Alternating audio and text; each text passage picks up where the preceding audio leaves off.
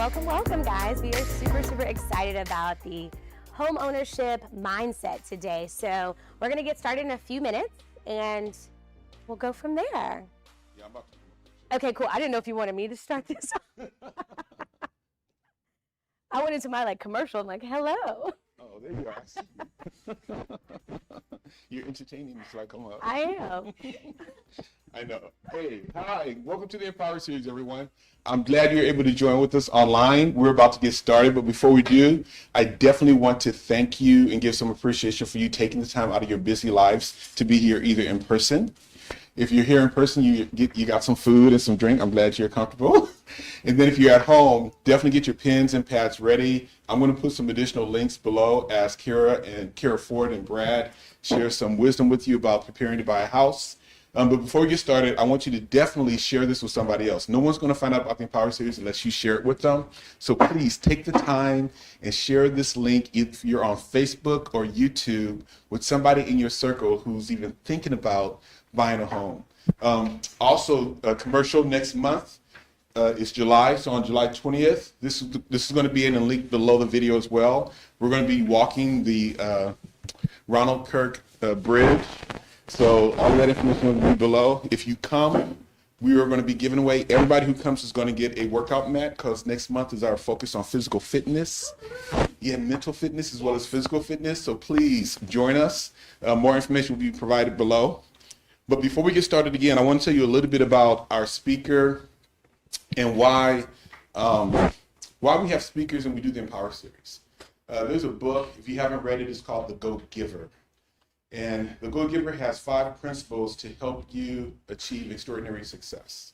One of the laws in that book is called the law of influence. And what it means is that you will achieve a tremendous amount of abundance to the extent that when you give, you focus on the give and you put other people's interest ahead of yours.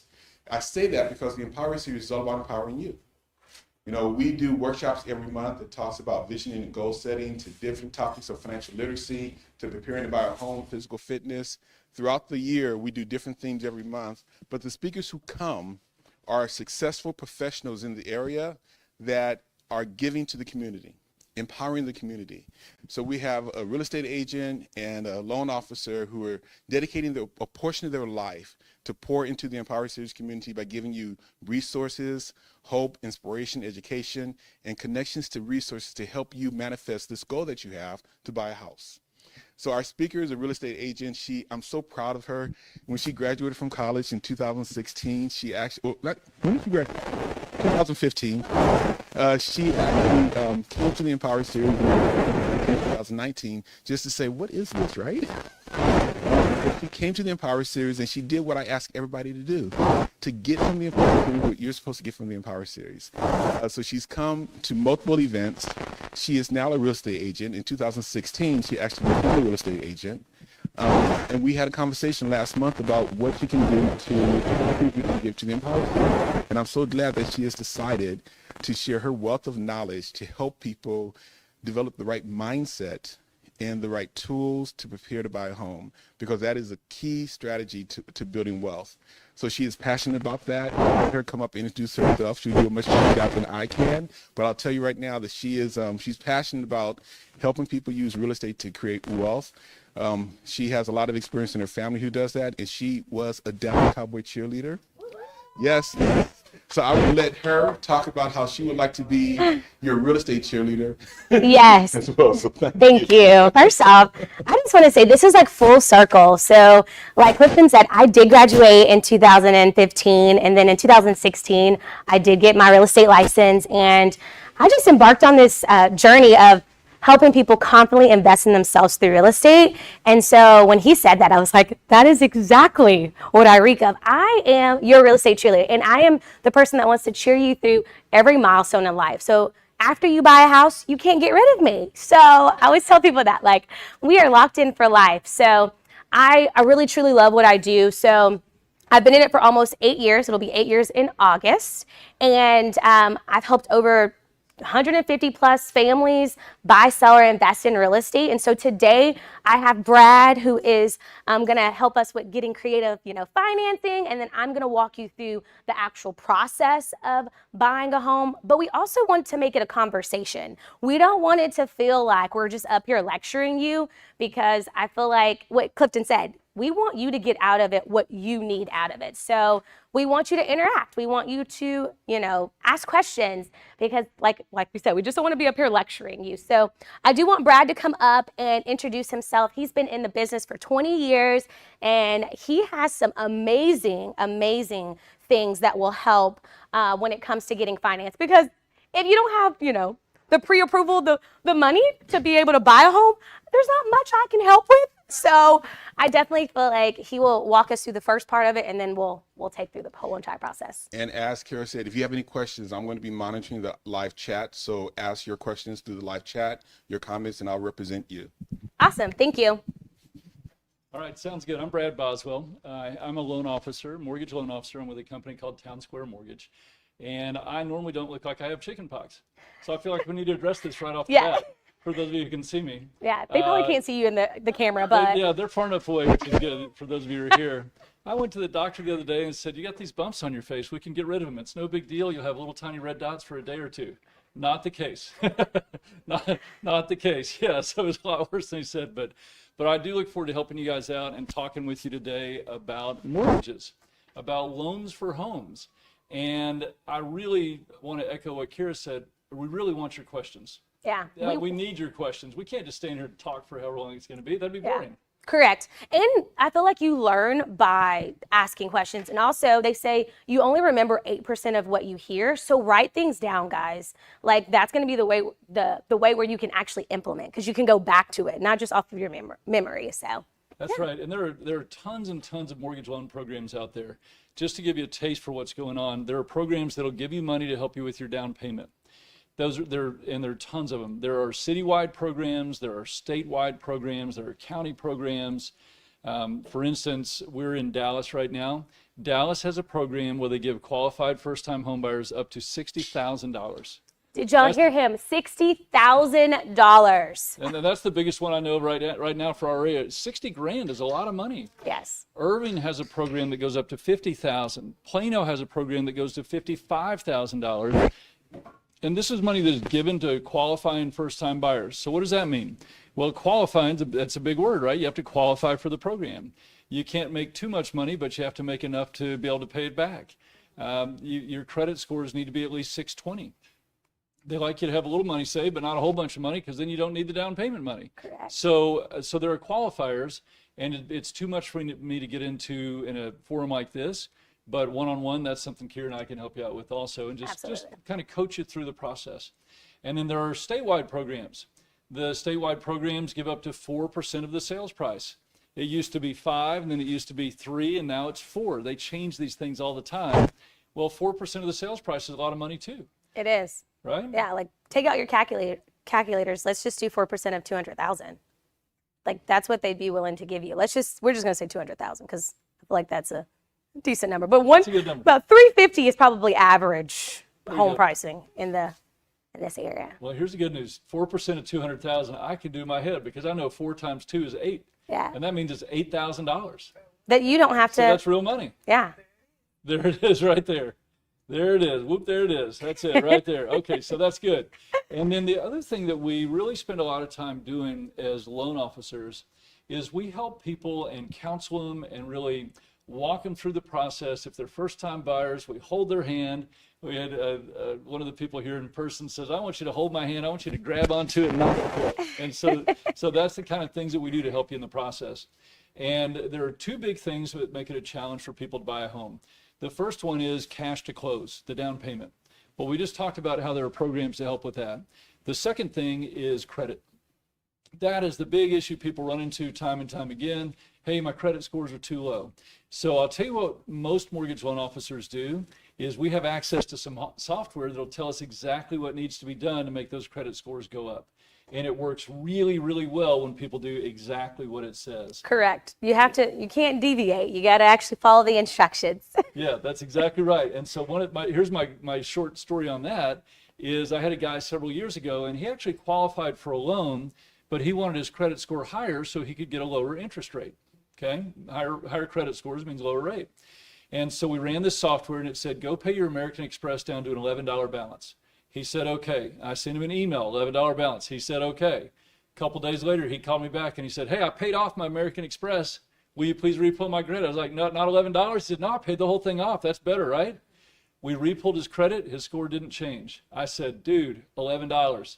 He charged $11. He called me a couple days later. He said, now repull my credit. We repulled his credit. It showed an $11 balance on American Express. His score went up. His interest rate went down. He closed and he was happy. That doesn't make any sense, does it? That's crazy. Yeah. But the point of that story is that this software really, really works, and it works really well. So if your credit scores are lower than they need to be, and we run the software and you do exactly what it tells you, Exactly. it's not guaranteed, but it usually works. Yes. And I've seen some amazing things happen on credit. Yes. And too, I know that you meant to mention this, but the first step in becoming a homeowner is getting a pre-approval. And so that is basically what you are talking about, is getting the pre-approval, what it takes. And I just wanted to throw that out because we didn't say step one. And I kind of want to make sure they know all the steps so they can write it down. Yeah, let's talk that through. So step one is getting the loan. Yes. Once you get your loan, once you get your loan, then your lender will tell you how much you qualify for, how much the monthly payment's going to be, how much cash you need on the day of closing. So you get all your numbers squared away and make that right. And then we hand it off to the realtor who shows you homes that cost less than whatever that amount was the loan officer told you about. So that is indeed the first step. And the first step involves a lot, by the way. It does. It involves a loan application and a credit report. It involves paperwork. So I want you to be ready for the paperwork because it's a real deal. It is. The paperwork is going to be W-2s, pay stubs, bank statements, driver's license, 401k statement. Your whole life. Pretty much the whole lot. Your whole life. Yeah. Give it to me. We're all adults here. You know what I call it? I call it a financial colonoscopy. Oh, There you go. got it, That's what we do. We check out everything on your personal finances inside and out, and we have a good look at it, and then we tell you what you qualify for. And then once you're qualified, lenders send a letter to the buyer. We send that same letter to their realtor, and then go shop for homes because you're ready to go. You got the money. Exactly. And two, I know that Clifton has put the, I guess the PDF where you can, he is in the process of putting the PDF of the buyer guide because I really want to walk through this guide because it's giving you step by step of what to do. So he's already talked about step one, which is getting pre-approved credit, making sure the credit is where it needs to be. And then if it's not, make sure that, you do the instructions that you're supposed to. He's also, can you talk a little bit about job stability? Because that's another thing. I know there's a lot of documentation, but you also have to have a job that you've been there for a while too. Yeah, we like people to have a job. That's kind Correct. of important. We like to get paid back when we make loans as banks. And then the other side of that same coin is we don't want to set people up to fail. Correct. We want to set people up to succeed. Meaning we want to have people buy a home and who can actually then pay it back and then own their home free and clear eventually. So what do? We check on employment history before we look at income. And a lot of people, when I start talking to people on the phone, they're like, hey, I got a job, I make this much money. I got to back it up a step and say, how do you make that money? How long have you been on your job? Are you self-employed or are you an employee? Do you get commission? Do you get bonus? Are you paid by the hour? Do you get overtime? I mean, there's a lot of questions that we have to ask about a mortgage. To get a mortgage is how is somebody paid? And then we look at how much money they earn. So just like Keyra was just talking about, we're going to look at a 2-year history of somebody's employment. 2 years is the magic number. It So is. 2-year history. Does that mean somebody has to be on the same job for 2 years straight? No. No, not at all. We're just going to look at a 2-year history to see the flow. We want to see the pattern. What if somebody had 5 jobs in 2 years? Does that mean we're going to automatically decline the loan? No. What if they got a raise every time they moved jobs? Good for them. Yeah, that's great. Good decision. That's a good thing. Yes. Okay, now let's go the other way. Let's say somebody had a big gap in employment. Let's say they were out of the workforce for a year or two and they're just back in the workforce.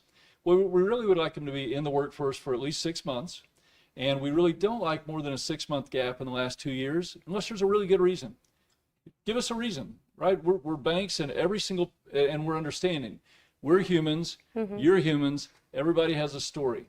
And there's some guidelines that go with those stories to see what qualifies and what doesn't. But the key here is there's an urban myth that people think I have to be on the same job for 2 years before I can get a mortgage. It's not true. Good. I love that. I see people writing down. So, Yeah. and also with changing jobs too, as long as it's in the same, not industry, but same salary, it's okay to change jobs. I know you don't like when people change jobs in the middle of getting loans and stuff, but I get that question a lot. Like, oh, I'm thinking about changing a job. Is that something that would make people hesitant, or you think that they should go ahead and just... I think they should call their loan officer and talk to them about it before they do it, because sometimes it's okay and sometimes it's not. So let me give you some examples. If somebody's going from a salaried position to another salaried position, that's easy, do it. If they're be ready for a little more paperwork, but that's not the end of the world, it's just paperwork. Correct. Get through it. If they're going from hourly to hourly, good stuff, do it. Now, if we're going to be using overtime or bonus or commission income, let's pause, because we need a 2-year history on that, which means we need to see that it's still happening on the new job. Now, here's the big no-no. Don't go and start your own business within 2 years of buying a home. It makes it really, really hard to get a loan, because whenever somebody's self-employed, we want to see a 2-year history of self-employment. It can be different jobs, but we need a 2-year history of self-employment. So that can be a challenge if somebody switches to self-employed. But let's go the other way. What if somebody's self-employed now and they switch and they become salaried? That's good. Let's rock and roll. And as a matter of fact, we don't even need somebody to start the job. We don't even need a pay stub. We just need an offer letter.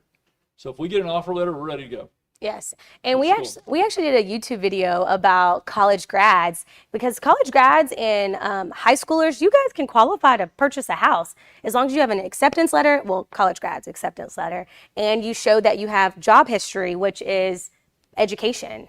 That's So right. that's another thing that I wanted to just throw out there as well, because a lot of people feel like you have to wait until you're, solid into your job, but you don't. You don't. No, let's take it to the extreme. Let's say somebody's about to graduate from school in May, and it's April, and they've got an offer letter for their new job. We'll give them a loan in April. Ready to go. Yeah. Yeah. I love it. So first step is getting pre-approved, all the things that Brad just said. Step 2 is actually sitting down with a professional, a real estate agent, who is going to walk you through a consultation. And that consultation is really to get what exactly you want in the home, because this is the time where you get to dream, but that's also the time where we get to reel you in a little bit too. Because sometimes I like to tell people that they might have champagne taste, but they might have beer budget, which is nothing wrong with that. But I mean, if homeownership is where you want to be, I can help you get there, or a realtor can help you get there, as long as you actually can afford to do so and you're realistic, because perspective is everything. Does that make sense? Okay, We'll go a cool. little deeper on that if I may. We got some time. We have a question? Yeah. Can you? So I have a mic, I'd like to repeat. Okay. So what I really want to address is this: people, there's value in buying a home, but a lot of times people are not thinking that. So we're talking about mindset. Yes, I was good there. Spend a little bit of time on mindset, and someone comes to you. Let's say they're not in a position to really buy the home that's realistic for them. So talk a little bit about that, because there's some people watching right now that really need things so And they need them. prepared for financially. Awesome. So the question was, let's talk a little bit more about the mindset piece of it. You're not financially ready to actually purchase a home, but what can you start doing now to prepare? So what I would say is, and we can kind of piggyback off of this too, when it comes to mindset, start to educate yourself. But I do like to say that some people are overeducated and underinformed, but at least go on to YouTube. There are so many resources out here. Like I have someone here. I've been working with her for like has it been 4 years?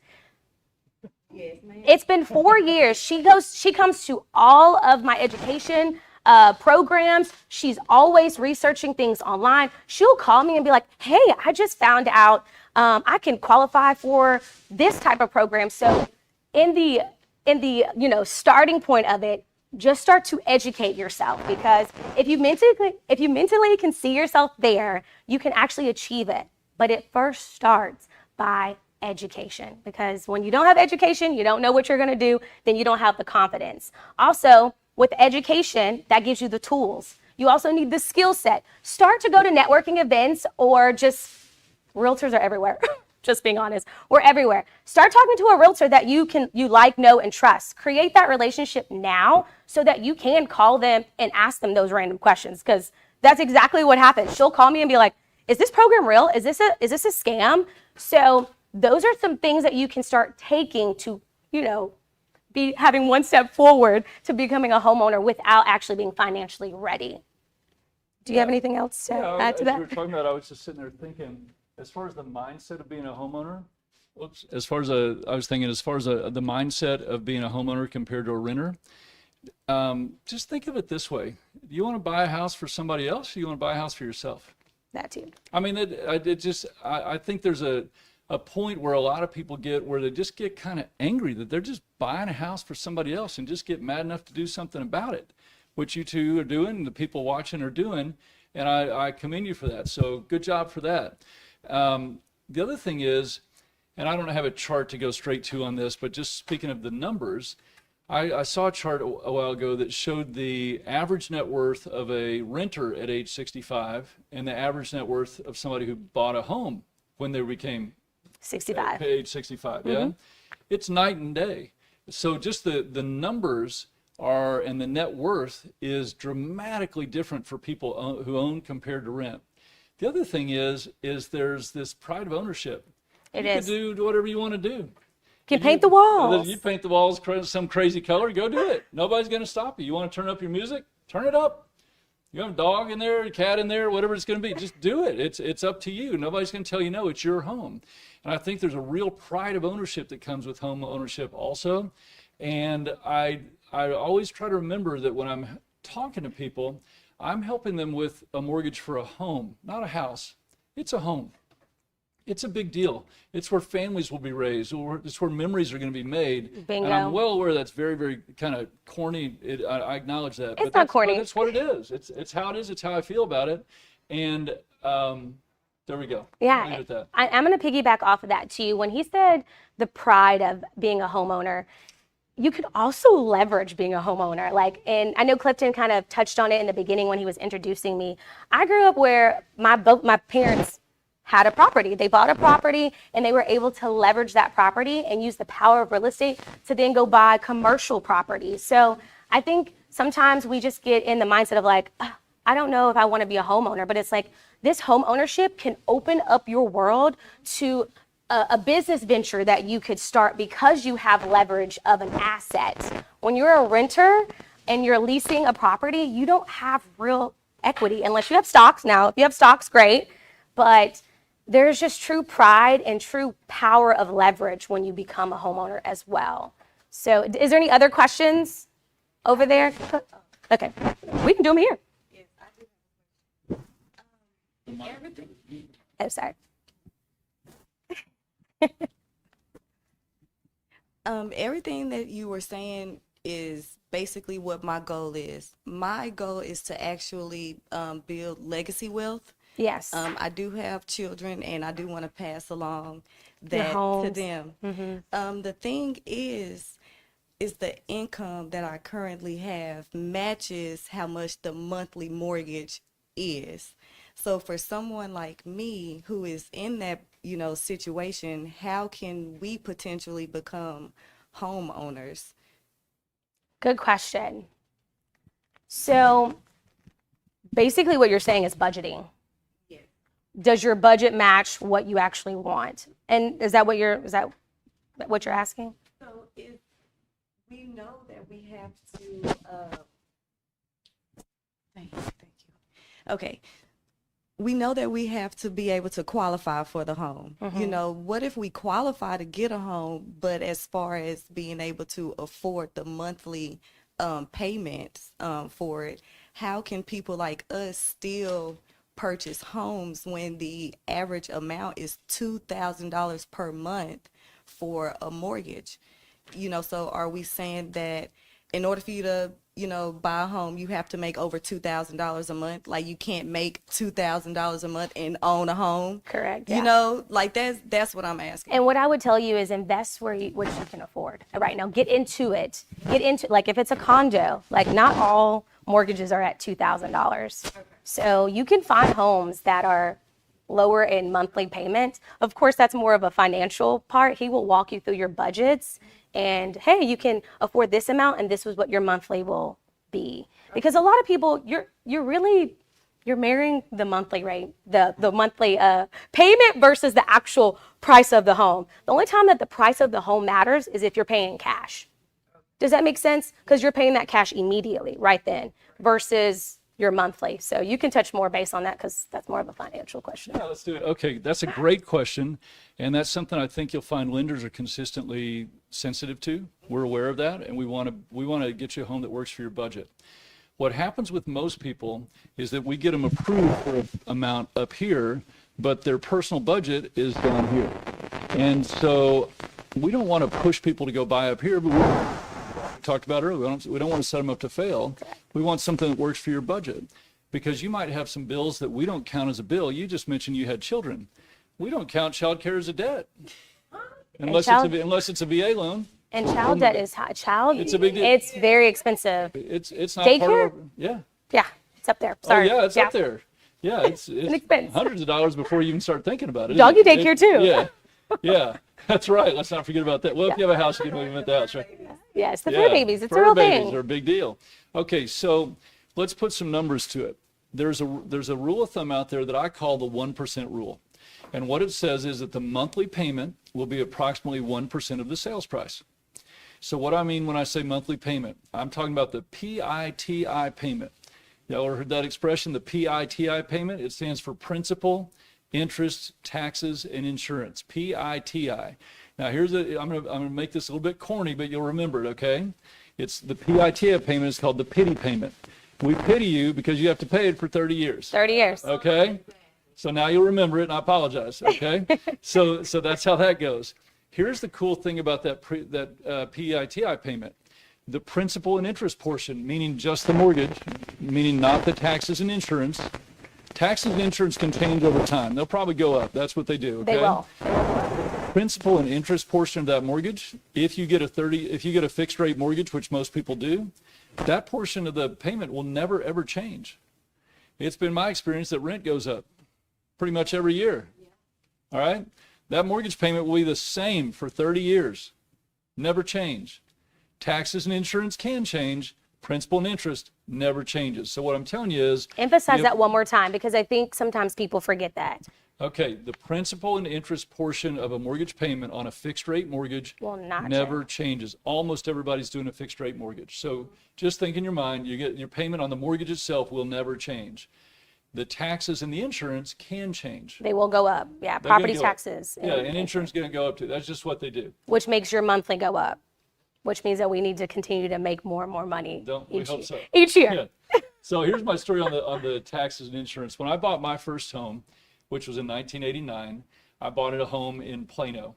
And about a month after I bought my home, there were people literally picketing in front of the Plano City Hall about property taxes. Don't raise our property tax. Don't raise our property tax. Walking back and forth with their picket signs. I thought, oh my gosh, what have I got myself into? This is going to be a problem. I'm about to lose my house. My personal house payment was going to go up $8 a month. And I thought to myself, if people are picketing over $8 a month, I'm going to be okay. I can handle, I don't mean to big dog you here, but I can handle $8 a month, right? Yeah. So the point is that mortgage payments don't change as much as rent. That rent goes up and up and up and up. The mortgage payments, acknowledging taxes and insurance, can go up. Correct. It's just usually not as much as rent. It's not as significant. That's right. And then you get to own something at the end of the day. So when you're thinking about the price of the home you want to be looking at, think of the 1% rule. So if you're saying you got a $2,000 a month budget on a house payment, that's a house that costs about $200,000. If you have a $3,000 a month payment budget, then that's a house that costs about $300,000. Does that make sense? The payment, just not the tax and the insurance. No, that does include, that includes the That's taxes what- and insurance. Yeah, that's PITI. That includes principal, interest, taxes, and insurance. That's the whole payment. So there you go. Okay. Now let me go. Sorry, I see you. You said, what if, to summarize your question, kind of rephrase, what if somebody doesn't qualify for the mortgage because the house payment's too high compared to your income? That's a problem. And let me tell you why it's a challenge, because of what she said a few minutes ago. Like, she was very happy to hear that we didn't want to set people up to fail. Correct. We want you to keep your house. Right, we want you to be able to Get it and keep it. Right. Yeah. Yeah, get it, keep it, and by the way, go out to eat every once in a while. Yes, live a Right? lifestyle. Yeah, you got to have a lifestyle. You don't want to be house poor. And so we won't give you a mortgage that's too much. A good rule of thumb to know, if you want to just kind of pre-qualify yourself, is that we will give you a loan on a house where we'll give you up to 50% of your gross monthly income that includes your house and all your debts. So let me break it down. Let's say somebody makes $5,000 a month. That means we'll 50% of that, half of 5,000 is 2,500. So we'll let them have a house payment and debts up to $2,500. So if somebody has a car payment or credit cards or student loans or whatever they have, we'll let that plus the house payment be up to $2,500 a month. Does that make? Do take that into consideration when helping someone to apply for a loan. Absolutely. Definitely. Okay, so you care about. Yes, they look at all of your things. That's why they need so much documentation. Okay. You didn't hear her. She just asked. So we do take that into consideration when we're helping somebody to get a loan for a home, and then when we're helping them go look for a home. Definitely. Yeah. Yeah. We want you to stay in your means. Live below your means if Yeah. you can. Yeah. And for our two new people on the back row, we are encouraging questions today. Yes. All right. The more We questions, the want better. Questions. Go ahead in the blue shirt. Twala, right? Here we go. Thanks. Brad. Okay. Brad, that's okay. Okay. I'll answer a while. She said it confidently. It's okay. We applaud you. It's okay. Yeah, okay. I had to step out a few minutes ago, and when I came back in, you were mentioning something about software. Can you for just credit. touch on that again? For the credit. And then after that, I want to talk about some things that you mentioned that needs to be accepted. Okay. Okay. Okay. That's the deal. Yeah, there's software that lenders have access to that'll tell us what needs to be done to make credit scores go up.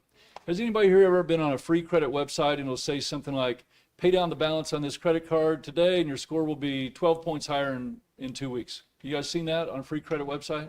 Credit Karma does it all the time. Do There y'all you go. check Credit Karma? It does it all the time. All the time. Yeah. That's the biggie, okay? Well, we have the same kind of software, but it's on steroids. It works better. It's the same idea though. It'll say things like, pay off a credit card or pay down the balance on this loan and your score will go up X number of points in 2 weeks or a week or a month or whatever it's going to say. It's different for everybody every time. And it works really, really well. So that's the key on it, is it works really well. But you have to follow the instructions. I don't know if you heard that part because you went in and out, but yes, it gives you a layout and instructions of what to do, but you have to follow them Yeah. to a T. And then if you guys would like, I have an email that I've put together that I call my credit tips and tricks about how you can improve your credit scores. There's a lot of information out there online. I've researched it. I've looked into it. I've literally seen thousands of credit reports over 20 plus years doing this. And what I came up with was a list of things to do. It'll say things like add your name to somebody else's account as an authorized user. If you have collections, call and do a pay for deletion when you negotiate. Don't just pay it, say pay it if you delete it from my credit report. Believe it or not, just calling creditors and asking them to remove late payments works sometimes. Literally just call them and ask them to remove it. Next thing you know, it's gone. It's crazy, isn't it? Also, don't add yourself to someone's card that does not pay on time. Just wanted to put that out there too. Just want to cover all ends. That's a good point. Yeah, it needs to be perfect payment history. Somebody Yes, pays someone very who's well. responsible. Get on their card as a secondary. Yeah. Oh yeah, sorry. And the reason why I'm asking this is due to COVID, and at the time a company that I was working with shut down and then I opened, so my credit score was affected. I'm working on getting it back up, but my goal now is to pay off all my debt, which I'm on the track to doing that. So my question to you is, do y'all even consider, well, okay, her credit score needs some improvement, but she doesn't have any debt. She's debt free. Do y'all consider that at all? We consider it because, I mean, he's a financial guy, but they consider it, but they still care about the credit score. But he'll go into more detail. Okay, that's actually a two-part question that you asked. So congratulations, you made a hard question right there. So well done. So there are two parts of it.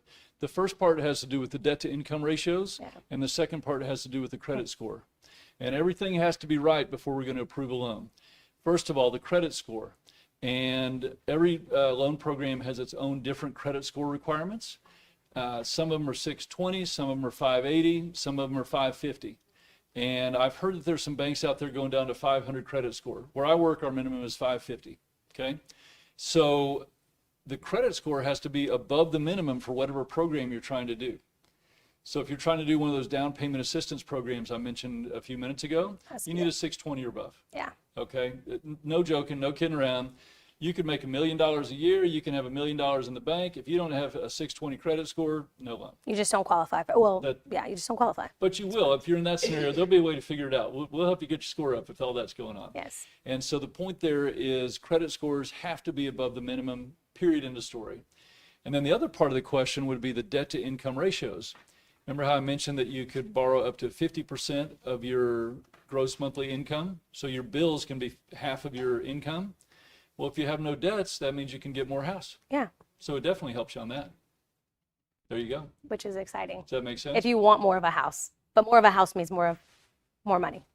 And you want to be able to live a great lifestyle, so you got to balance. Do we have other questions? Well, I just want to add, I love it when you said, do you want to work with somebody else? Oh, the rent. Correct. Oh my gosh, that's a drop the mic moment. So go and asking to a home and you know how to do it, you definitely need to build. We're talking about that. Professionals who are in that space. So a real estate agent for sure, get you to a loan officer. And we talked about a financial advisor as well. So a financial advisor will see your big picture as well. And you were mentioning about preparing to buy a home. You've been working with Keyra for 4 years. Yes. Do you have a financial advisor on your team? No. So you, good. So,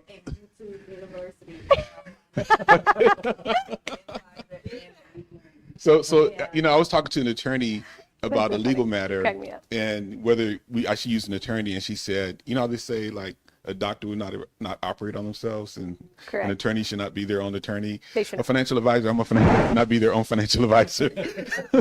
I agree. So here's what I've experienced from talking to my clients and even myself when I got into my home.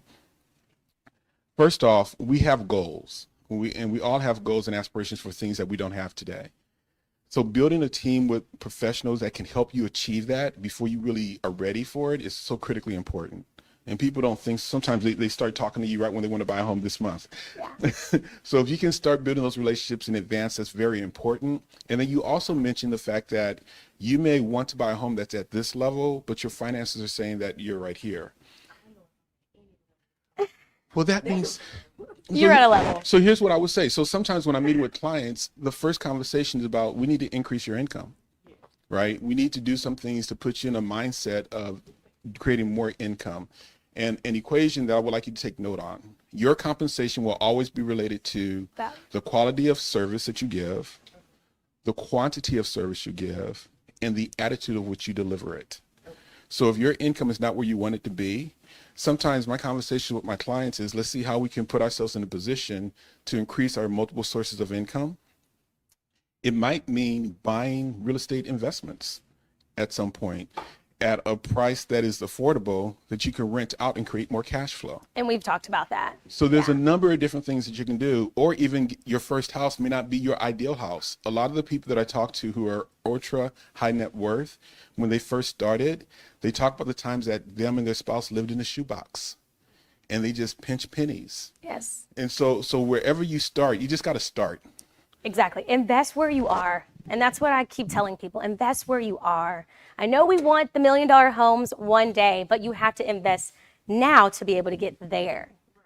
And that is what I'm doing, because I am working on the second stream of income, you know, with using the talent that I have. But of course, that's customer base. Yes. And it's not a consistent, you know, income revenue As at of the yet. moment. Yes, but I am working on that with what he said, bringing in multiple sources. Multiple streams of income. Yes. The more value you have, the more value you can give to people, the more money will chase you, is what I like to believe. Any other questions? Oh, wait, I know we got some new peeps back here. Any questions so far? Okay.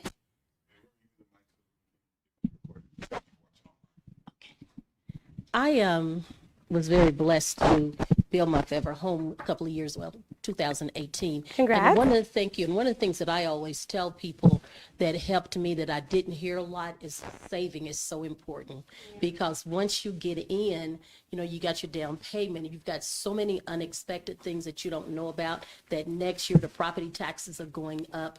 And so you have got to have that extra cushion. And it took me about 5 years to get in that position where I was ready to build. But the thing that helped me, and the reason I've been able to sustain, is because I believe in savings. And you cannot have a zero balance in your savings account when you're trying to own that home, because Correct. too many unexpected things. Yep, maintenance. Yep, that is so good. And I don't think that this class is necessarily good for like savings like CDs and things like that, but do you have a class that will talk a little bit more on how to save at a high level? Like, We do. So Okay. so in April we do financial literacy. Okay. And in March we do credit management. So YouTube, if you're on YouTube, if you go to our history, you'll see, or on the back of this flyer actually, because saving is great setup. So on the back of this flyer, these are all of the courses that we did in 2023.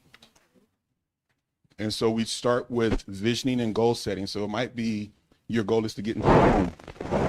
In January, we talk about entrepreneurship, because we all have ideas, that we have 3 or 4 ideas a year that if we're bold and courageous enough to take action on, could set us financially free.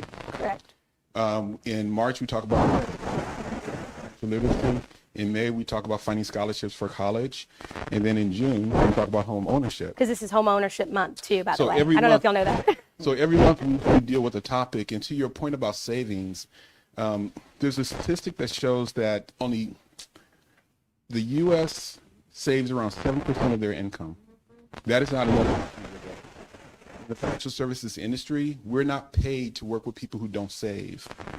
So saving is a critical muscle that has to be developed over time, and it's a part of budgeting that people don't like. And so we really encourage you to do that. There's a ton of resources this month, and this topic or this theme is about buying a house. Saving is a big part of that. It is. But there's additional resources that we can get into later Yes. on that. But thank you for bringing that up. That's what's bringing it. That Yes. is something I was not prepared for, and I did not know. But because I had it, this thing has helped me. I love that too, but I also want to encourage people too, like if you should have savings, but also you can't outsave inflation. So the longer you wait to also get into the game, that's why I said invest where you are now, because at least you're in the game, and then you can gain some equity to be able to continue to stay in the game and then maybe level up. But if you keep waiting and you keep saving, prices will continue to go up, and your opportunity to enter will be significantly harder. And I can't stress that enough, because I do think in the next 5, maybe 7 years, affordability for getting a home is going to be very minimum. Yeah, so you want to talk a little bit more about that, and property value appreciation versus depreciation, what it means and where you think it's going? Absolutely. So you bought your house when in 1989. I bought my house in 2021. So I got the interest rate of like 3.8. It's great. And on average, appreciation is about 9% in the DFW area. But there's some areas like Frisco and North Lake right now are like 12 to 15%. So when you get into the game of real estate, that's why I say invest where you can afford now, you will see that appreciation come, and it's like a snowball. It's like compound interest. That equity that you have, you can either take it out and be able to go get another house, or sell and go actually move up to a completely different bracket of a home. So appreciation is huge when it comes to actually getting in the game and investing in real estate, because it's 9% on average a year. So I bought my house in 2021, bought it for $200,000. It's a condo. It's a 2-bedroom, 2-bedroom, 2-bath, and it's 1,400 square footage. And right now, it's valued at $295,000. Where do you know where you can get a $30,000 raise a year? Just saying. So if I wanted to sell my property now, I would have that much equity to go buy something else. I bought this in 2021, guys. So I always encourage people by telling my story, and I think stories kind of, lead the way. And I don't know, I can't express it enough. You have to have confidence to be able to get into it, but you also have to be educated. And that's why he even said that too, with knowing the right people, networking, having that financial advisor, having a lender, having a realtor that you talk to. Also, with your realtor, and I know that you bought a house, did that realtor build a relationship with you as time went on, or were you ready immediately when you went to her or him? You didn't know anything. Build the people around me. Correct. Trust was a big thing for me also. I had to trust, Yes. You have to trust in yourself, and you also have to trust in the information that is out there that you're getting. And then you gotta make sure that's overnight thing even. That's the other thing. Took me some more house. Don't do even know. It took me a couple of years to finally get to that point. absolutely. And too, I want to touch on this too. When it comes to being a homeowner as well, I think too, in this day and age, a lot of us spend money on experiences more than they spend money on investments. And what I will challenge you is really put your money into investments and the experiences will come. Actually, when you actually invest, I tell people all the time, I want people to have an experience when they're buying a house, because there are people who have bought a home and it was a nightmare, okay? I don't want any of my clients to ever say it was a nightmare when they worked with me, but it's so important to really get those people in line that you can actually call and trust that they have your back. They're going to advocate for you for when you do make that investment, you're confident to do so. And the confidence also comes from all these grants. So I feel like the biggest thing too, when it comes to home ownership, people say they don't have enough money. And I always tell Brad, I'm like, there's so much money out here that people just leave on the table. So really do your research, really reach out to people. Don't be afraid to ask questions. Because honestly, we didn't want to get up here and just like read off of, the packet that you got. We want to answer your questions. Because you can read. So many things to talk about. Sorry, I just want to Okay, y'all write. help me remember. City of Allen, house hacking, and equity. Y'all help me remember City that? Allen, house hacking. and equity. Yeah. Go ahead. You had a question. I'm going to Yeah. answer that first. I'm late, but I've been watching the whole time on my phone. I know that I heard you guys speaking about business and increasing like your income and everything. Do you all help businesses? Like I want to purchase a home for a business. So I want it to be in my business name. It's going to be An LLC. You want to Yes. purchase an LLC versus your. So the business that I need an actual home because I'm going to be whatever. I need an actual home. So do you all help with that as well? LLCs are a little bit more challenging to do. I'm not going to talk about lending. Let me let you do your part. Okay, so the answer to that question is yes, probably. You ready? So when in the mortgage industry, we make loans to people buying a home to either live in it or for investment property or second home. But we're making loans to individual human beings buying as opposed to businesses. We do have loans that can be made to a business, but they're at a higher interest rate. So the short answer to your question, can we do that? Yes. Do you want to do that? No. You get a better deal if you buy it in your name as an individual. So if you're thinking about buying investment, I'm not exactly sure. We can talk offline. Maybe it's too personal, and that's fine. But what I see a lot of investors do, for instance, if somebody's going to buy a house and then use it as a rental property, they buy it in their name as an individual, and then after closing, they change it to the name of an LLC is the most common, which stands for Limited Liability Corporation. So that limits their liability. So if you want to, No, go ahead. if you want to buy a house that is going to be your primary residence and you're going to run a business out of it, great. Fine. From the lender's perspective, we're good with that. As long as the city doesn't have a problem with it, you're good to go. Do what you do. Make sure you pay us back. We'll leave you alone. Yeah. That's literally how that works, right? That's literally how that works. Payments due on the first, make the payments and you're good. Just do whatever you want to do. But your business can't really qualify for a grant. So that's why it's really important for you to buy it as the individual, and then you can turn it into your business name. That's the loophole. Does that make Okay. sense? And It's good? Okay. Good. Okay, so just to go a little deeper on what Keyra was talking about, for somebody who buys a house that costs $200,000 and then the value goes up to $295,000. I've talked to a lot of first-time home buyers before, and they'll say, well, yeah, but I can't get that money until I pay off my mortgage. Y'all ever heard that before? It's not true. That's an urban myth. Correct. Let's say somebody they bought a house for $200 and then they sell it for $295. Well, when they sell it, they're going to make $95,000 profit In their pocket. in their pocket. In their pocket. All you did was own a home. And if somebody owned that home for 3 years, they made an extra $30,000 a year just because they bought instead of rented. That's life changing. Financial life changing. That's a big game changer right there. And then house hacking. Who here has ever heard the term house hacking? Me, I love Heard of it? 'Cause you I've told told, them? yeah. Okay, so I told all my people. I don't know when it was, about a year ago or so. I had this young person come up to me and say, hey, do you do loans for house hackers? I was like, I don't know. What's house hacking? And so I learned a new term. Well, what house hacking is, it's when somebody buys a house and then they rent out another part of it. So they have renters live there with them, and in essence, those renters are paying for their house. It's like, yeah, I know what that is. My buddy did that 30 years ago. I just never called it house hacking before.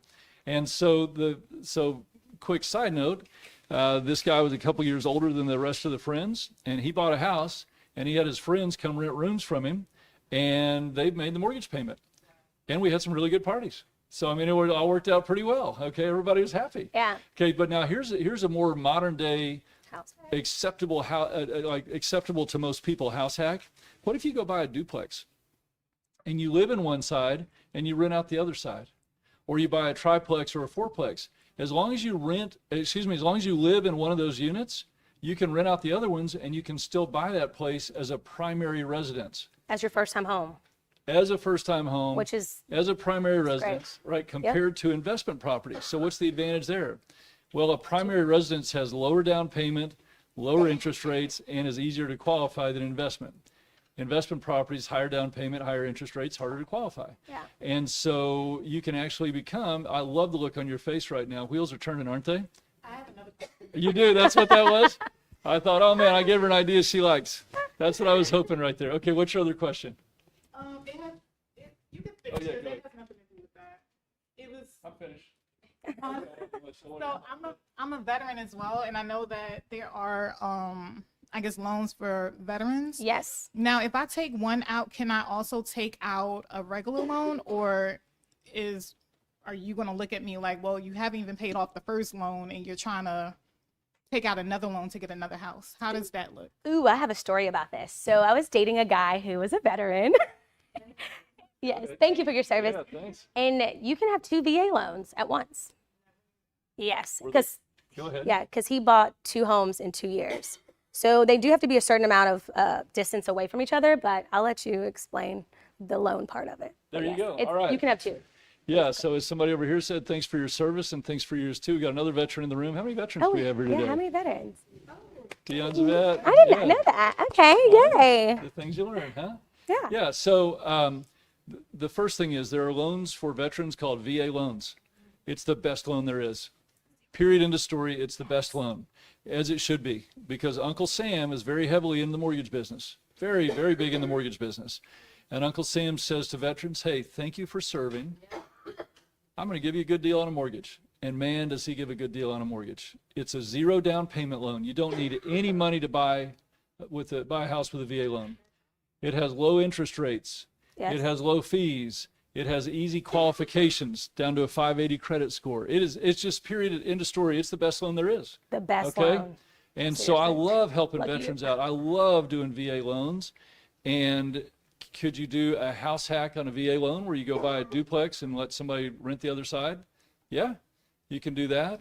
I know so you're asking about 2 VA loans at the same time? Whether it's 2 VA loans or 1 VA loan and another loan, like would you all look at that person like, well, you haven't even closed out the first loan, so why would we want to lend you out additional money when the first one has not even been completed? Like, I don't know what's the rules with that. Okay, y'all probably couldn't hear her. She's asking, would we make a second loan to somebody before they pay off their first loan? Correct. Is that a quick summary? Yeah. Okay. So the answer is yes, we do that all the time. It has to make sense. So let me give you an example. Let's say somebody lives in a house, it's their primary residence, and they're about to buy a house that's across the street. Well, it's probably going to be a rental property, isn't it? I mean, people don't own two houses across the street from each other. That doesn't make sense. So they're probably buying a rent house. So we're probably going to charge a higher interest rate and a higher down payment unless we get a really good story to go with it.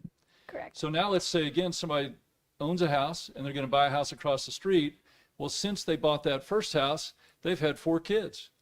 And this house across the street has more bedrooms. Now that's making sense, isn't it? So what do we do about that mortgage on the first house if they're buying another house right across the street? Well, we need to make sure they qualify because as we talked about with her, we don't want to set you up to fail. Correct. We want you to be able to pay us back. So one of 2 ways this can happen. If you make enough money to qualify with 2 house payments, we're good to go. Does that make sense? The other thing is, what if you rent that first house and that new rental agreement offsets the mortgage? It's like you rent it for more than what you're paying on the mortgage. So you've offset the mortgage on the first one. You go buy another one as if you have no mortgage at all. Ah, so beautiful. Is that cool? That's really what you want to set yourself up for. Yeah. The only caveat for getting 2 VA loans is the primary VA loan is the one that you have no property taxes on. The second, the one that you're not living in, you do have to pay property taxes on that property. So just be mindful of that. That's only based on your disability rating, because if you're not 100%, which you know. Yes. Yeah. Yeah, if you're not 100% disability, like a disabled veteran, you won't get the no tax property taxes. You will have to pay property taxes. So Right? Can you repeat that in the microphone? So You we're bet. not outside. Texas is one of only 6 states where a 100% disabled veteran pays no property taxes. That's cool, isn't it? so beautiful. He was 100% too. Yeah. I mean, Yeah, that's sweet cool. deal. And so a lot, I think so. I think it's too late. I'm sorry. most veterans think that they can only have one. And no, I was gonna say. It's not easy to get that 100%. It's not. It's not a walk in the park. Yeah. No, I think all things being equal, you'd rather not be 100% disabled, right? Yeah. I mean, you'd rather pay property tax. Okay, so You said most veterans, not most, many veterans think that they can only have one VA loan in their entire lifetime. One VA and that's it, they're done, never again. That's not true. It's really easy for a veteran to buy a house with a VA, sell it, buy another one with a VA, sell it, buy another one. They can do that as many times as they want throughout a life. Correct. So what Keyra's talking about is 2 VA loans at the same time. And there's the guideline says 1 VA loan at a time, but there are exceptions that allow 2 VA loans at the same time. And I believe it's 100 miles. It could be a 50-mile distance. I can't remember. I think it's 100 miles. They need to be away from each other. So let's say you buy a house in Dallas, and then you live there for a while, and you get a job transfer to New York. You can go buy another house with a VA in New York. There you go. So there you go. You can have 2 loans at once. Hang on. Here you go. Thank you, Brad. Sure. Okay. The programs that you mentioned where Dallas has 60,000 all. Now these are money. Is a requirement that you have to live in that property for an amount of time? Like, what are some of the requirements that you all know of? Okay. I call these loopholes, but the loopholes. Yeah. So the answer to that question is yes. Yes. And I'm going to speak generically on purpose. And here's why I'm going to do it. Yeah. Every single program is different. Correct. Some programs will say you have to be in the house for 1 year. Some are 3 years. Some are 5 years. One of them is 9 years. They're all different. Some of them will have income limits that are X number of dollars per year. Another one's Y dollars per year. Another one's Z dollars per year. They're all different. Literally nobody has them memorized. It'd be impossible. I'd like to meet the person who has them memorized. I'll say that because it's impossible. Consistently, they need a 620 credit score. And so the answer to your question is yes. And if there's a particular city program you want to know about, then we'll look it up together. And I'll tell you what I do is when somebody says to me, hey, does such and such city have a down payment assistance program? I'll say, good question, let's look. And I go to Google and I just search the name of the city, down payment assistance. A lot of them do. Yeah, and then when you do that, You're going to get all these hits from mortgage companies saying, call now, apply today. That's not what you want. What you want is something that's going to be cityofblank.gov or cityofblank.org. Okay? So speaking of that, I just remember my third thing I was going to talk about. Oh, the Allen. Allen. Yeah, Allen. The city of Allen used to have a down payment assistance program. They gave first-time buyers $15,000 on the day of closing, and they also gave them $15,000 to fix up their house. Cool, right? They canceled the program I know they did. because nobody used the money. It just sat there for so long being not used, they just took it back. That's the same thing with scholarships and grants that we're talking about. Y'all did scholarships last month. There's so many scholarships that that money just rolls into the next year. Yeah. Same with the grants. There's so much money out here to be a homeowner that people are not getting. That's why we want to continue to tell you, like, if you can afford, get into the game. Yeah. Yeah. To get access to grants and okay. Lenders, realtors, the people that are in it on a daily basis. The question was, you couldn't hear, she said, so how does somebody get access to those grants? And I'm pointing to the two of us. Yes. We know about them, we tell you about them. Ask your friends, ask your family, Google it, see what you can find on your own. I think it's great. The more you know, the better. So learn all you can, but ultimately it's going to come down to the professionals you work with. But those of us, can you do multiple programs at the same time? Yes, you can. Yeah. Yeah, I'll tell you my favorite story about that. We call that stacking the programs. And yes, you can stack the programs. Several years ago, I had a police officer in Dallas, and she qualified for a program that's for police officers, firefighters, and teachers. This is a good story. Yeah, This is you a heard really it? good story, Okay. yeah. And so she qualified for that program. And she went and bought a house in Dallas. It happened to be near Central and Forest, if y'all know the area. And she bought a townhome. This is many years ago. She bought a townhome that was listed for $94,000. She bought it for $47,000, half. Okay. 7. So she got a $94,000 place for $47,000 because of a program that she used called Good Neighbor Next Door. There are tons of these programs. Okay. And so she was talking to her sergeant or captain, somebody at the police station, and said what she was doing. They went, oh, well, you need to apply for our $6,000 grant that we give to first-time homebuyers who are police officers. So she not only got half off the house, she also got $6,000 from the city of Dallas because she was a police officer, and she bought that place. And on that program, it's a three years where you pay back part of the money. She lived there for 3 years and just a little bit, and she wanted to move, and she did. And I forget how much she sold it for. Don't hold me to the numbers, but she sold it for a lot more than $94,000. She put that money down on her new house. There you go. Isn't that crazy? I'm telling you, there are so many things out here that are out here that you can really use. Also to plug the Empower series. Okay, perfect. On the back of this flyer, if you turn this over, National Homeownership Month, there is a speaker from an organization called Money Management International. They're the largest nonprofit provider of financial education and counseling in the United States. So they speak at the Empower Series multiple times on the resources that are available, the free resources that are available to help you when it comes to any kind of financial questions you have. But then also the two other people in this flyer is a representative from the city of Dallas and the city of Irving, specifically, in charge of the down payment assistance programs for those cities. And if you're watching from another state or another city, most cities have earmarked dollars for that. And it's important for you to build the relationships and not get discouraged if for some reason you don't qualify for them, because not everybody qualifies. But building those relationships and talking to these individuals, they know of other programs that you may qualify for. It's all about building relationships. It's a numbers game, yeah, because you might not qualify for one, but you could qualify for another. And I know we haven't gone through the whole entire process of buying a home, but I love the fact that we're answering questions. So any other questions, because we're basically almost done. Yeah. I know you all Oh, probably no. Take the mic for her. talked about it, but It's okay. what is the how many times the income do you need to buy a home? Is there a general formula? I know in renting it's usually 3 times the income, so I was wondering about that.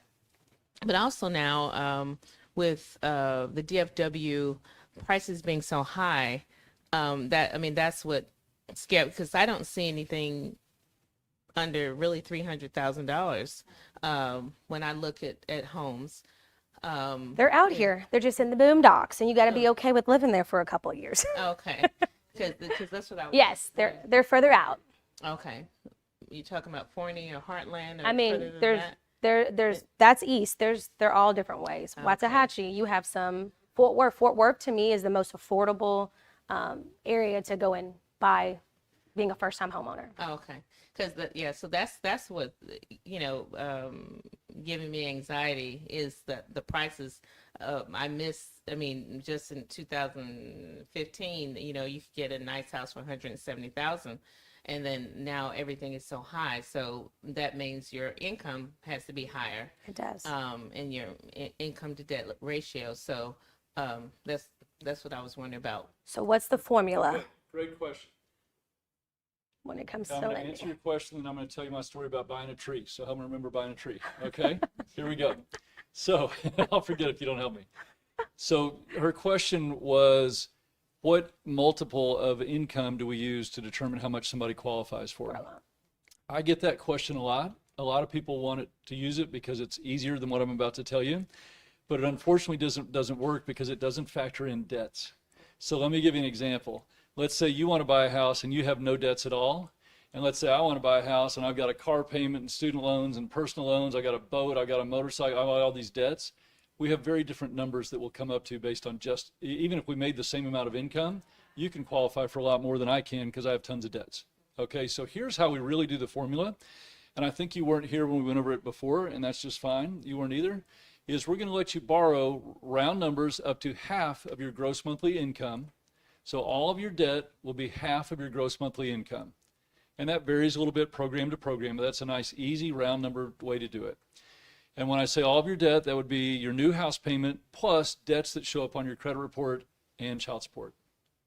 So as an example, let's say somebody earns $5,000 a month. We would let them have debts up to $2,500 a month. So that means if they have a house payment that's $2,000 a month, their debts, their car, credit card loans can be $500. Does that make sense? Okay. That makes sense to everybody? You got it? And by the way, that's not something that you need to know and you have to know. Your loan officer knows that formula. Correct. I promise you, every loan officer you know in the United States knows that formula. That's what we do all day, every day. That's how we do it. Okay. Wait. Okay, you read that. So let's say you had $5,000. Can you repeat that?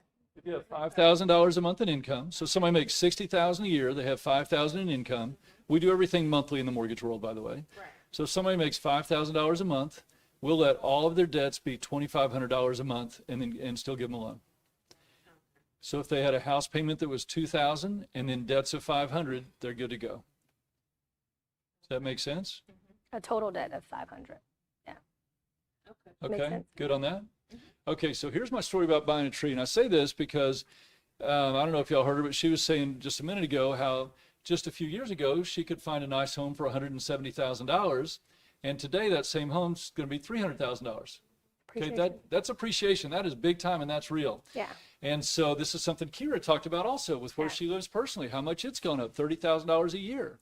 And so here's my tree story. You ready? This is my tree story. We're ready. So years ago, I was talking to a tree salesman about buying a tree to put in my front yard of my house. And so I'd heard friends and neighbors say the best time to plant a tree was either, some would say the fall, some said the winter, some said the spring. Nobody said the summer, by the way, but they had all these different times. So I said to this tree salesman, when is the best time to buy a tree? He said, 10 years ago. I said, no, you don't understand my question. Like, what season of the year? He said, no, think about it.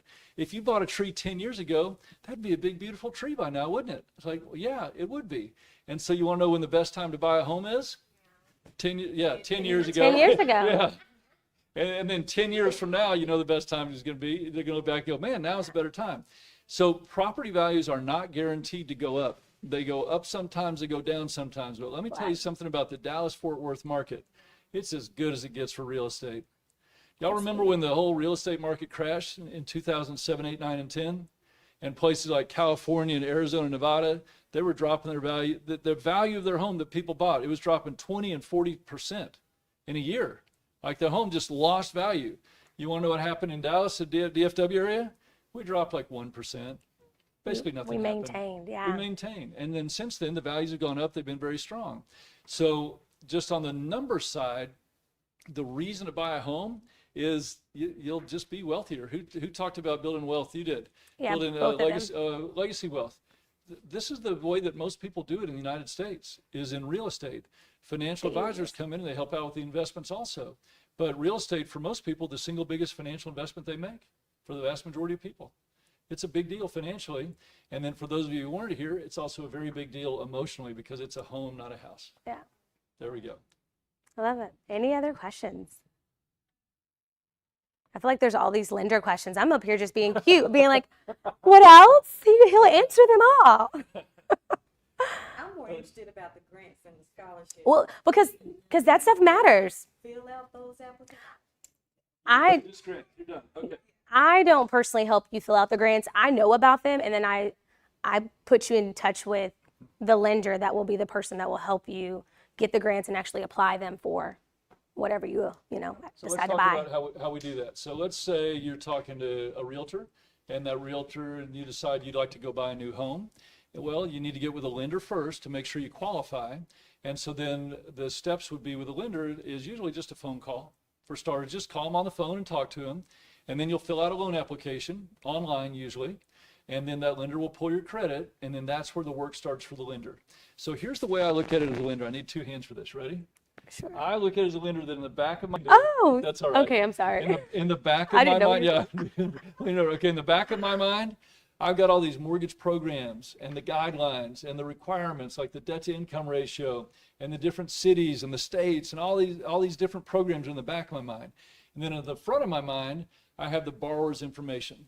I have income, employment, assets, credit. I've got debts. I've got all that information in the front, and I merge these two things together in my mind and figure out what's the best program for this you. person. Yeah. And then thank goodness I have a computer. You know why I need that computer? Because all these programs and guidelines, I can't remember them all. Nobody can. They're too much. There's just too much. And so I merge it all together and usually come back with 2 or 3 options and say, here's option A, B, C. Which one do you like? And then people usually say, well, you know, what's the pros and the cons? Correct. Well, here's the good and the bad about A. Here's the good and bad about B and C. What do you want to do?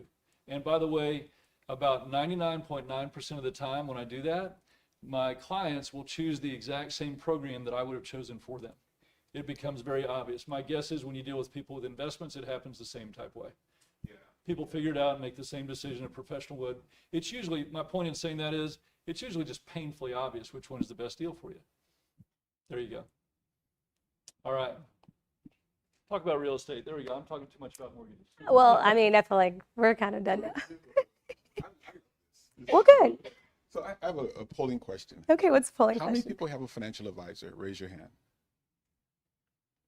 Okay, so here's what I would like. I don't either, so I don't feel bad because we had Yeah. a podcast. He was like, "You don't have a." I was like, "I am that." YouTube. Thank you. So this is a thing. Maybe you need to show the importance. Yeah. Do you have a financial advisor? No. He didn't. He didn't even. Boom. There's a very small there's a very small percentage of people who are very wealthy, and as I said before, financial advisors ideally are paid by financial organizations to work with people who have money. And so if there's some situations in place, we all go through ups and downs, but everybody who has money at some point did not have money. Correct. And they met with financial advisors, and they all felt like when they're meeting with a financial advisor, it's a waste of time. I don't really have money, but they started building relationships because financial advisors, just like with you, the example that you just gave about grants and loans, you have that information. With the client's information, you can do the matching. If you have any goal that takes money, then meeting with a financial advisor I think, is the central person. They do more than just investments. Will you take us all on? Yeah, well, I'm like, I here's tried the to. Empower Series. The Empower Series is the community financial advisor. Because what we do is we understand that you have goals in every area of your life. And we're not the expert in every area, but we have relationships with real estate agents, loan officers, insurance agents, attorneys for business, for estate planning. And the financial advisor is the central hub to help you build what we call a personal board of directors, a collaboration board. If you don't have an attorney an insurance agent, a financial advisor, a real estate agent, a loan officer that you have a relationship with and they know you, then now's the time to be building those relationships. I agree. Right? So our Empower series does several things. Number one, we give you hope that whatever you envision you can achieve. We want to inspire you to take some kind of action. And we're educating you now. Yes. But the last thing is critical. Connecting you to resources to help you take that next step. So that's either individuals or organizations, because they're out there and they're underutilized. They really are. That's the whole premise of the Empower series. So we have some new faces here, right? How many people, this is the first time you came to an Empower series event? I tell people all the time, and you online, you have I know, welcome. So you have to connect us to someone else that we can help. Everything that you probably had a question on, grants for scholarships, grants for real estate, whatever it is, there's a program on our YouTube channel. And then there's us. Correct. Connect, right? I just wanted to plug the Empower series. Yeah. And you're always, and I guess I would leave you with this. You're always one conversation away from a completely different life.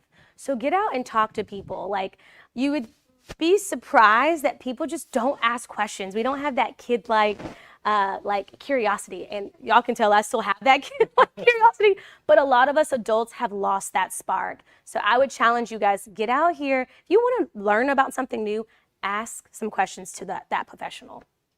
Cool? Do we feel good about today? Oh, do you want to leave them with anything too? I think I'll speak for you on this also. Any questions anytime.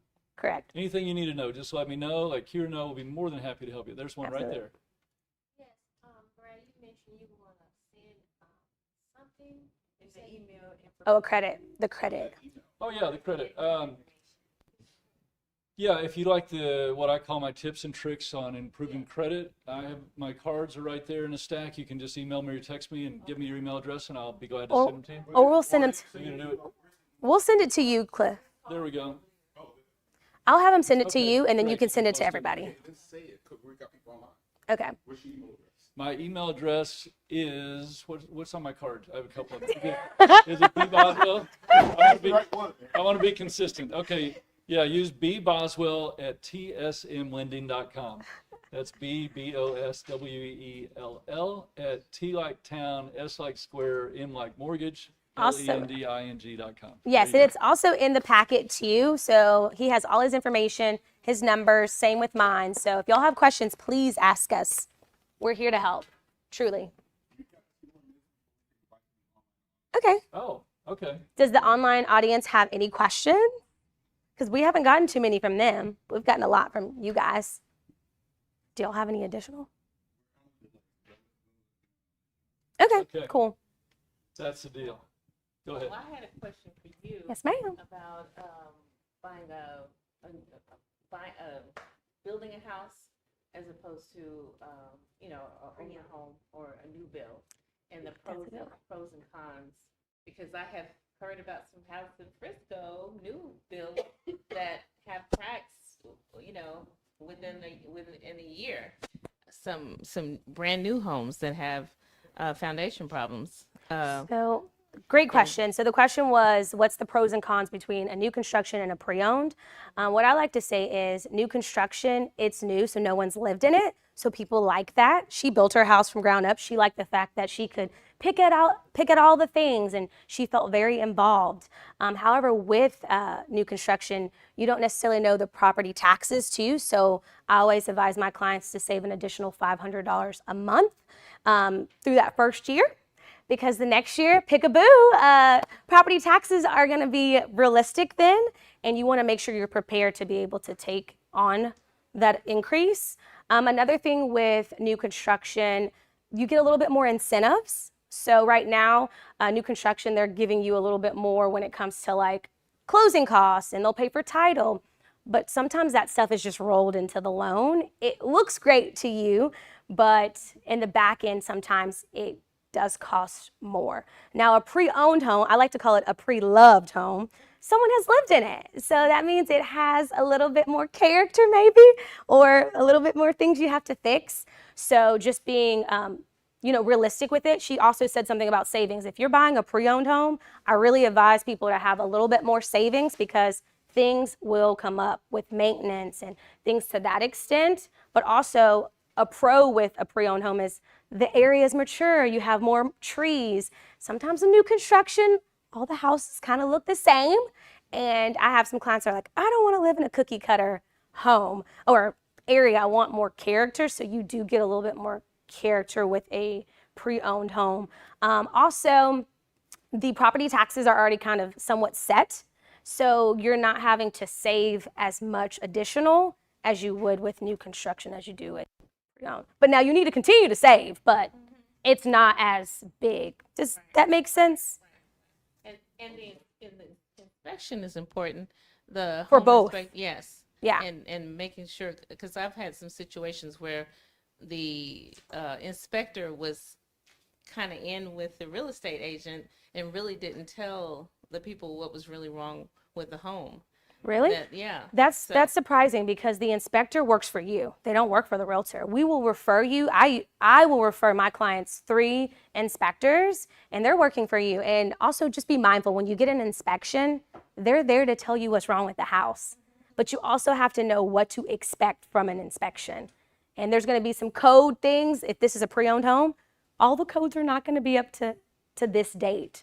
So just be mindful, but do get an inspection, even if it's a new construction or pre-owned home, because humans made this house, which means that humans can make mistakes. And an inspector is a human too, so he can miss some things as well. So I tell all my clients, just give grace. Give grace throughout the entire process. Does that give you a little bit more clarity? Yeah. I'm glad I finally got a question, guys. Y'all been leaving me out this whole time. You have one for me? Yay. Oh wait, can you address HOAs? Because I've been seeing in the news about people having issues with their HOAs and possibly losing their home. What's going on with that? So HOAs, let me tell you this. I like HOAs. It helps the entire community stay up, like keep your quality of home and appreciation of pricing going up at the same time. Now, the trend right now is a lot of people who are moving to Texas do not want to be in an HOA area because they are heavily regulated. So if your yard is not cut, if you are not following the rules, they will fine you. So a lot of people don't like to be held accountable.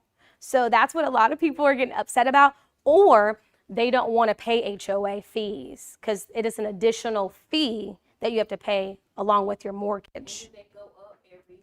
They can go up, but they're supposed to cap at a certain time, but there is no true regulation with the HOA. And so that's kind of where HOA can really skyrocket, but they don't usually go up dramatically, but it can happen. Oh, I was listening in online, so I know the importance of this mic. I won't be afraid of it. So my question with that is, so the beauty of community is making sure that the community is well, right? Keeps the quality. And so generally you see that communities with HOAs have other amenities as well.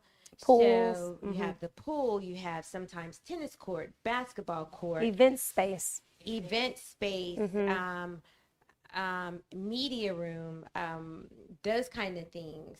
So are there any other things that those HOA fees would be used for? Because I know in my mind, I'm thinking just, Just those? tunnel vision, those are the only things that the HOA fee covers. Unless you're in like a townhome, HOA fee might cover your exterior damage, right? Correct. Exterior, water, sewer. So it is case by case. So not all HOAs are the same. If it's in a single family home community, it's going to cover those amenities, the pool, the event centers, the gyms, all the things. But if you're in a condo, it could just cover just the exterior or the common space, and sewer and water and that's exterior. Yes. So it really is case by case for HOA. I wish I can give you more specific, but all going up at the same time because you'll see it in some of the areas in Dallas where they don't have HOAs. You'll see these brand new $1 million homes. They're beautiful. And then you look out your window, you're like, is that a shack? that's what HOA does, is tries to keep everyone almost at the same level of appreciation. It's not going to be the same, but around I've got a about. follow-up question for you on new construction. Okay. I have heard people say over the years, I'm buying new construction, so I don't need a realtor. So will you address that? Why a realtor? I believe a realtor is important with new and existing, by the way. And will you just tell us what services you provide as a realtor in general? Absolutely. So new construction, I will tell you all day, every day, have a realtor. We're there to advocate for you. And the reason why is because when you go to that sales rep works for the builder. So if anything ever goes sideways, they are going to have the builder's back and not yours. And so, and it's typically free. And when I say free, I kind of use that loosely because a lot of things are changing right now in the real estate industry with buyer agents. But typically the builder will pay the realtor to help you actually get a good deal with new construction. Also, you don't know what things to negotiate and to ask for. A lot of people think that they want to buy a house at the end of the month. It's actually better to buy a house in the beginning of a month. You know why? Because you buy that house in the beginning of the month, you have all that month. The next month you have free, quote unquote. You don't have to necessarily pay your mortgage into that third month. But if you buy at the end of the month, that next month is your free month. So it doesn't really feel like a full 60 days as it could if you actually close in the beginning. Does that make sense? And those are just things that you don't know. Blinds, asking for extra incentives. And so I just believe that it's just really important to have someone who's going to be actually advocating for you and having your back, because the sales reps do not. They are working for the builder. Okay, so let's say somebody wants to new buy a question. home. They're buying their first home, Okay. and they've heard about something called MLS. Okay. They've heard about searches. They've heard about things that realtors do for them. So Mm-hmm. you want to just take that and run? Sure. So MLS is a multiple listing service that realtors have access to. That is where we're able to send you homes with your criteria. So in the packet, step 2 is we figure out what your criteria is. What do you want in this home? And then I will actually put it into a system that I have to send to you.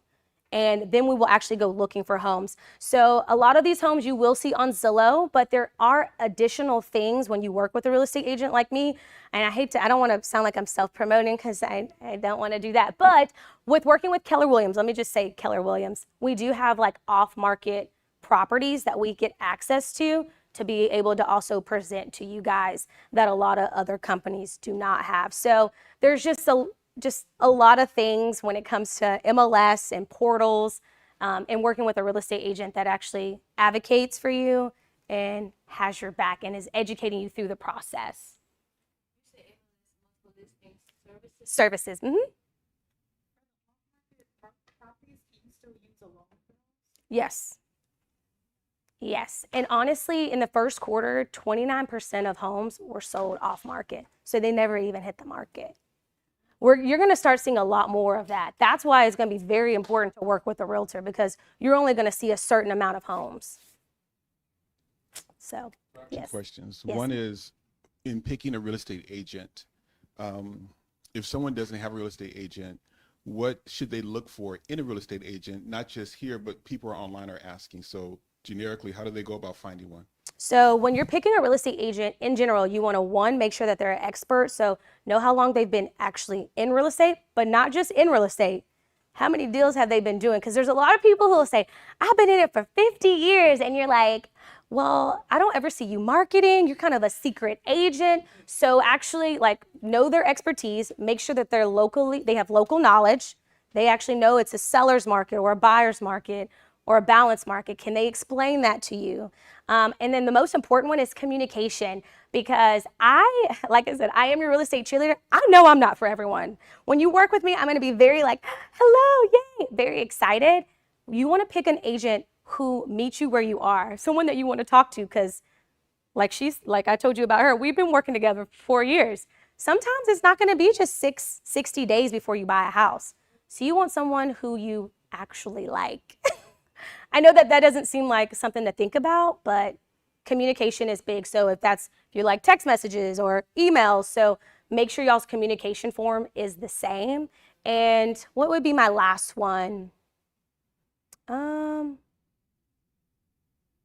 value. Just make sure that they're actually staying in touch with you. I personally believe that real estate is a relationship business. So I don't want to just help you buy a home. I want to cheer you through all your milestones in life. So you want to make sure someone actually wants you in their life, not just for that transaction. They're educating you through the rest of eternity. I got clients for life, at least I like to think. So that's what I would advise. I would say for financial advisors, the same thing. Yes. You got to pick somebody that you feel comfortable working with, talking to.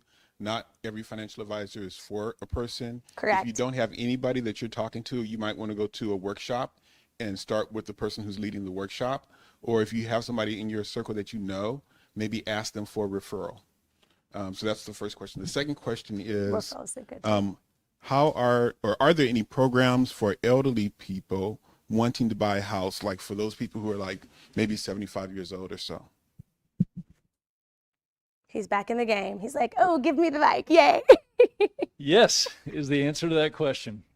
Fun fact about the United States, we have no maximum age limit on how old somebody can be to buy a home or qualify for a mortgage. There's a minimum, you have to be at least 18 years old. There is no maximum. And therefore, I don't know what they meant by elderly when they just said that, but I'll tell you my oldest person I've actually done a loan for. I had a 92-year-old man sign his name on a 30-year mortgage. Do the math. Right? That guy's optimistic. So I saw that. Very optimistic. Okay. That's too funny. So the little bit more to the story there was his grandchildren were trying to buy a home, but they didn't make enough money to qualify, so he co-signed for him. And he had income and he had good credit. Next thing you know, they bought a home. So there you go. Okay, so let's talk about how we go about qualifying people who are, let's not use the word elderly since I have a lot of gray hair. Let's use the word Seasoned. Let's say I seasoned. like seasoned. I like that a lot better. That's Yeah. right. That's right. So if there's a seasoned buyer, well, we're going to qualify them just like anybody else. That would be based on their income and their assets and their debts and their credit. So like we were talking about earlier, the debt to income ratios, we're going to make sure their debt to income ratios work. So we pull a credit report to see their credit scores and also their debts. So what about income? Income for people who are retired gets a little bit different than for people who are working. And there are two main ways that we go about documenting their income. The first way would be income that regularly hits their monthly bank account from either the government or a former employer. So I'm talking about Social Security or a pension. Most people today don't have a pension. Certainly none of us young people in the room here have a pension, right? That's a thing in the past. Yeah. And so we're going to be Social Security. But if somebody has a pension, we'll use that for income. We'll certainly give credit for Social Security's income. But let's say that's not enough to qualify. Oh, here's where we call in our friendly neighborhood financial advisor. That's what we need, all right? So if somebody's taking distributions, known as withdrawals from an account that they have, we'll use that as income. There are some rules that go around that. They have to have enough money that it lasts for at least 3 years, for instance. But if somebody's going to withdraw money from a investment account, we'll call that income, and we'll use that to qualify them. So, yes, elderly, seasoned, mature, whatever we're going to call them. Get in the game. Come on. If you want to buy a home, let's do it. Let's do it. Yeah. Any other questions over there?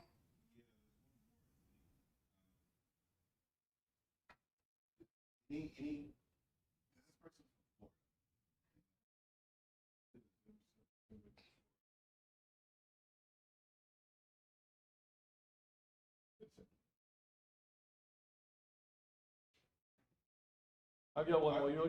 While you're looking that one up, I have a question I was thinking about for Keyra a few minutes ago. What's the biggest mistake you see your clients make, and then how can these folks avoid it? The biggest mistake that I see for buyers is them not attending the actual inspection.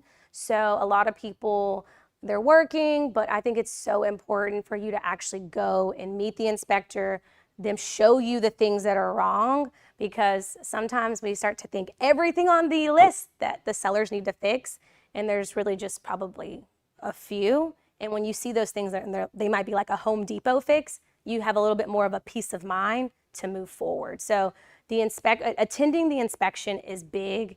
I guess, let me see, what would be my second one that I would say? Let me think. I feel like that's always the biggest one because I have to explain everything over for the inspection. What about look at a home and maybe the colors aren't what they expect, the design's not quite. Do you run into that ever?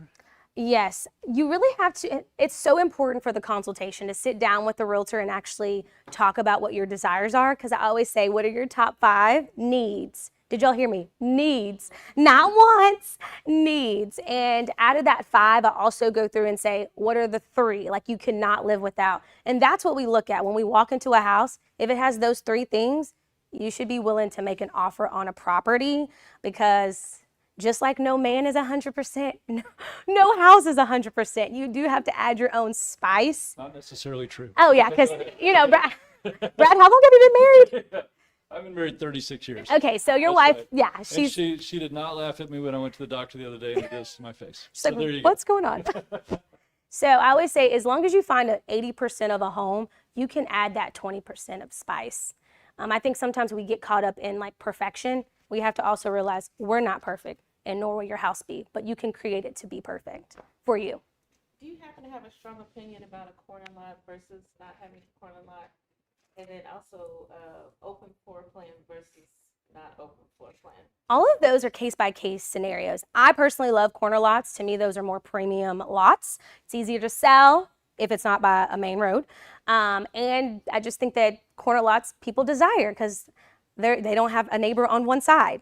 And then what was the other question? Usually have a larger yard. And you do have a larger. But I know some people that hate corner lots, which I don't understand. But okay. Well, because safety. Sometimes people feel like it's not as safe because they don't have someone protecting them on both sides. So it's just, like I said, it's case by case of what you desire. And then what was the second? Open floor plan, which is now the thing. It's so funny. You say it's the thing, but since COVID, people really don't want open floor plans as much. Because what happened when COVID, everyone was in the same area. They were like, leave me alone, go somewhere. And it's like, we're in the dining room. It's like, but I still see you. So more people want sectioned off homes or more areas that are designed for that area that it doesn't feel like it's one big open room. So it is a little, yeah. You're starting to build the more walls now? I won't say more walls, more like instead of it just being a straight room, it's a little bit more sectioned off. So like tucked around, a little bit more cubby areas, if you know what I mean. So. And for people who really cook, I think people, this open floor plan has been a problem. If you really cook, very strong smell food, everything in the house Smells like it. There was a reason to have a kitchen closed off and something. People who do, real cooking. I'm not. Real cooking? I don't. But I'm Oh, do you want me to? Your closing remarks to the people online. And then we'll still ask questions. I have this on. I don't think I need that. Oh, one. Okay. So your closing remarks to the people online, and then I'm going to do a drawing. Okay, cool. So my closing remarks would be, don't wait to buy real estate. Buy real estate and wait. I just believe that when you get into the game of buying and investing in yourself, it will pay off huge appreciation, equity, and it's truly the right way to build wealth. So yeah, let me know if you ever need a real estate agent. There you go. And you ever heard the expression, if you fail to plan, you plan to fail? Yes. That's not you. People who are watching this video, those of you right here, that is not you. And I'm just proud of you for being here and learning and getting ready to get in the game. And again, speaking for Keyra, I'd say this again, any questions, anytime, let me know. I'll be more than happy to help you out. Okay? Well, I want to thank you, Brad. Thank you. Thank you, Keyra. Hug it out. Yeah. Thank you for having me. So, did you guys get some great value? Give it up. Give it up. Thank y'all. So this is not the end. This is just the beginning. So there's a handout that's in front of you. There's a link under the video if you're watching online on YouTube. I'll put it on Facebook after the program. Also, there's a card information of Brad's. I'll put it out there online. So thank you again for taking the time out of your life and being empowered. Definitely stay connected with us. This is the video that's going to be out there, so you can always share it with somebody else or come back and look at another section of it. If you have any questions that you did not get answered, please email me at thrive@empowerseries.com. thrive@empowerseries.com. We'll do a program every third Saturday of the month. We'll be somewhere in Dallas on the third Saturday of every month talking about empowerment or a financial literacy topic. Next month, July 20th, we'll be doing a walk. So that information will be out there as well. But before we say goodbye, You guys probably didn't know this, but did you know we're doing a door prize drawing? Did you know that? All right, so these are the 4 things we're giving away. We're gonna give it all away. And everybody has a ticket, right? Does everybody have a ticket? So the first one, you can come up here and pick whatever you would like. The number, the last 3 digits is 508. Who has 508? Give it up, yes!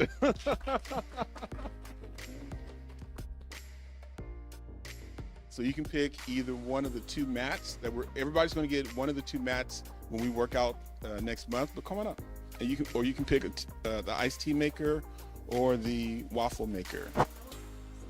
All right. There you go. It's all yours. Thank you for joining us. Yes. So the next number is. I'm not looking. Is 509. Who has 509? I think, is it right next to you? Okay. All right, so now the last 2, we've got 507. What the heck? And 505. Who's 505? All right, there we go. Look, everybody wins because you got some value today, right? Hey, so again, thank you online. Until we meet again, be empowered, inspired to thrive. Thank you.